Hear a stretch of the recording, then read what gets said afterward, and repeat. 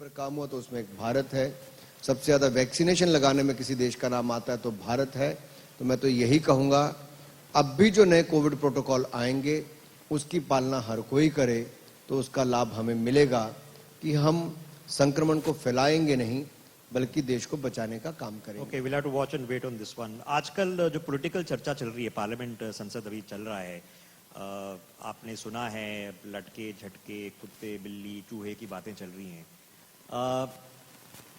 यहाँ पर बड़े नेता आ रहे हैं, खड़गे जी भी आ रहे हैं, क्या कहना चाहेंगे आप? देखिए, पहली बात तो यह है कि ये भाषा का उपयोग हो क्यों, यानी कि आपके पास मुद्दे ही खत्म हो गए, सरकार के खिलाफ बोलने के लिए कुछ नहीं। आपके नेताओं की सोच क्या है ये उससे भी पता चलता है। मैं उत्तर प्रदेश के चुनाव का सह प्रभारी था, विधानसभा के चुनाव का, तो प्रियंका जी के बड़े बड़े होर्डिंग लगे होते थे, बेटी हूं लड़ सकती हूं। पता नहीं वो बेटी कहां है जो लड़ने की बात करती थी, क्योंकि राजस्थान के हर तीसरे दिन की रिपोर्ट है किसी बेटी के साथ बलात्कार होता है, हत्या होती है। राजस्थान से आवाज आती है कि किसी का गला काट दिया जाता है। कांग्रेस शासित राज्यों में दलित या फिर अन्य महिलाओं के साथ जो घटनाएं हुई, तो प्रियंका गांधी जी हमें कहीं नजर नहीं आई। क्या ये चुनाव से चुनाव तक ही दिखती हैं? क्या बेटी इनको केवल एक ही जगह की बात नजर आती है, या ये अपने ऊपर बात करती हैं अपनी पार्टी के अंदर या अपने परिवार के अंदर कि बेटी हूं लड़ सकती हूं? किसके बारे में कहना चाहती हूं? किसी बेटी के लिए मैंने इनको खड़े होते नहीं देखा है। ये केवल राजनीति करने के लिए कहीं ना कहीं जाती हैं, बाकी जगह से गायब नजर आती हैं। इसलिए और चूहे कुत्ते वाले बयान पे तो मुझे लगता है खड़गे जी को केवल भारतीय जनता पार्टी नहीं, देश से माफी मांगनी चाहिए। एक ऐसे राजनीतिक दल के राष्ट्रीय अध्यक्ष होकर इस तरह की भाषा, मुझे लगता है वो कहीं ना कहीं सुर्खियों में बने रहने के लिए इस तरह की भाषा का प्रयोग करते हैं कि कभी कुत्ता का नाम लेके बोल दो, कभी चूहे का नाम लेके बोल दो, तो 2-4 दिन न्यूज में बनेंगे और क्या होगा। ओके, समय कम है अनुराग जी, इसलिए मैं थोड़े सवाल करूंगा। G20 की भारतीय प्रेसिडेंसी 1 साल है, काम शुरू हो गया है। देश में इसमें एक्साइटमेंट, जागरूकता कि G20 क्या है, इतनी बड़ी चीज क्या है, हम कहाँ थे कहाँ आ गए हैं। मोदी जी के नेतृत्व में, उनकी स्टैंडिंग पे, उनकी इज्जत में आपको देख रहा है कि उन्होंने अभी व्लादिमीर पुतिन से बात करी, उनको दोनों हर तरफ से इज्जत मिल रही है, देश को इज्जत मिल रही है। ये G20 की एक्साइटमेंट कैसे जनरेट करें? देखिए, ये हमारे लिए बहुत बड़ा पल है जी। मुझे लगता है G20 की प्रेसिडेंसी भारत को मिलना, इसको तो उत्सव के रूप में मनाना चाहिए। दुनिया के देशों में भारत ने जो अपनी पहचान पिछले 7-8 वर्षों में बनाई है वो अद्भुत है, उसकी प्रशंसा हर तरफ होती है। कोविड का उल्लेख आता है तब होती है, आतंकवाद के खिलाफ कदम जो भारत ने उठाए उस पर प्रशंसा होती है, योग को दुनिया के कोने कोने तक पहुंचाया उसकी प्रशंसा होती है। इंटरनेशनल मिलेट ईयर 2023 को बनाने के लिए ये दुनिया भर में भारत के छोटे और सीमांत किसानों के अनाज को एक्सपोर्ट करके पहुंचाने का और पोषक आहार देश भर में पहुंचाने के लिए मिलेट का बहुत बड़ा उपयोग होगा। आप देखेंगे इस पर बहुत जागरूकता आएगी।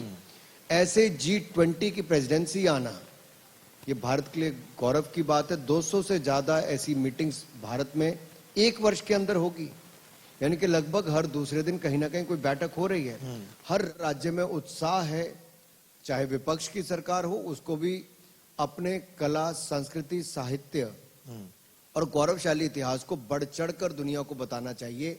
ये जो दुनिया भर के 1 लाख से ज्यादा लोग अगले 1 वर्ष के अंदर हिंदुस्तान आएंगे, ये बहुत उच्च कोटि के विद्वान से लेकर बाकी लोग हैं, अधिकारी हैं, कर्मचारी होंगे, नेता होंगे। ये भारत की एक बहुत अच्छी छवि लेके, यहाँ से बहुत अच्छी यादें लेकर वापस जा सकते हैं और भारत के एक तरह से ब्रांड एम्बेसडर दुनिया भर में बन सकते हैं कि भारत में क्या क्या है। देखिए, हमारे जितने आपके यहाँ पे नौजवान बैठे, मैं सबसे भी कहना चाहता हूं, इन्होंने भी 7 राज्य भी नहीं देखे होंगे। भारत देखना ही अपने आप में बहुत बड़ी बात है।